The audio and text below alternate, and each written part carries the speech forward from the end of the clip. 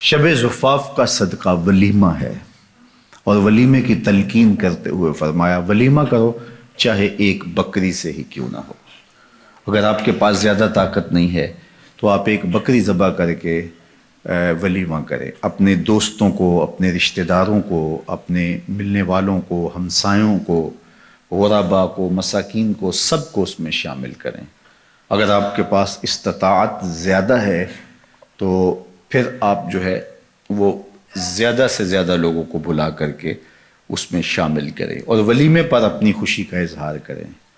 یہ جو 500، 600، 700 لوگ لے کر بیٹی والوں کے اوپر حملہ آور ہوتے ہیں نا، اس کو چھوڑ دیں، یہ زیادتی ہے۔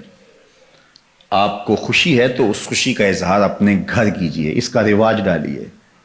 یہ 300، 400 لوگوں کی بارات لے کر حملہ آور ہونا، بیٹی والا قرض اٹھا کے مجبور ہو کے وہ کھانا تیار کر رہا ہے، اور پہلے پتہ کیا کہتے ہیں؟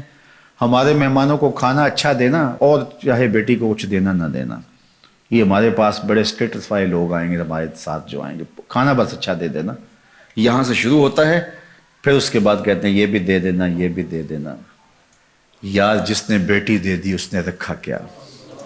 اور وہ قرض اٹھا کے تمہیں دے رہا ہے، اور اس سے زیادہ کمینگی اور کیا ہو سکتے ہے؟ اس سے تو جولی پھیلا کے گلیوں میں مانگ لیتے تو اچھا تھا، اس سے تو گلیوں میں مانگ لینا اچھا تھا، اور تم مجبور بیٹی والے سے مانگ رہے ہو، اور تمہیں پتہ ہے کہ وہ قرض اٹھا کے اپنی بیٹی کے لیے جہیز تیار کر رہا ہے۔ ایک دفعہ ایک خاتون میرے پاس آئی، روز ایسے لوگ آتے ہیں، تو اس نے کہا کہ کھانے کا مسئلہ ہے تو آپ حل کر دیجئے۔ جو غربت کی حالت تھی ان کی، جو پوزیشن تھی بچی کے لیے، جو 2، 4، 10 جوڑے بنائے یا جس طرح ہوا ان کا، تو میں نے کہا آپ کا گھر بھی کرائے کا ہے اور مقروض آپ ہیں، تو وہ آپ ان کو سمجھا نہیں سکتے؟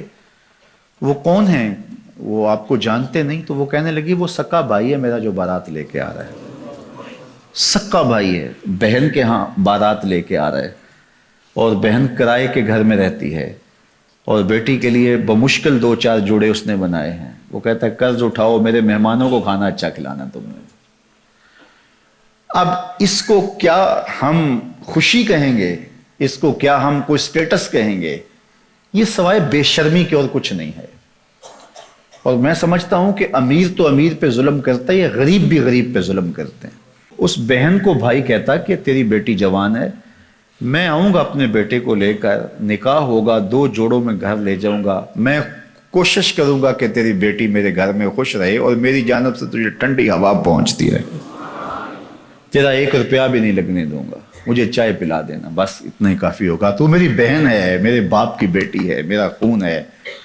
کس طرح میں جو ہے وہ گوارا کرتا ہوں کہ 50 آدمیوں کا بوجھ تمہارے اوپر لاد دوں، تمہارے گھر میں جو ہے وہ ایک فوج لے کر کے آ جاؤں، حملہ آور ہو جاؤں اتنے لوگوں کے ساتھ تمہارے گھر میں۔ کیا یہ انسانیت ہے؟ اور یہ خوشی ہے؟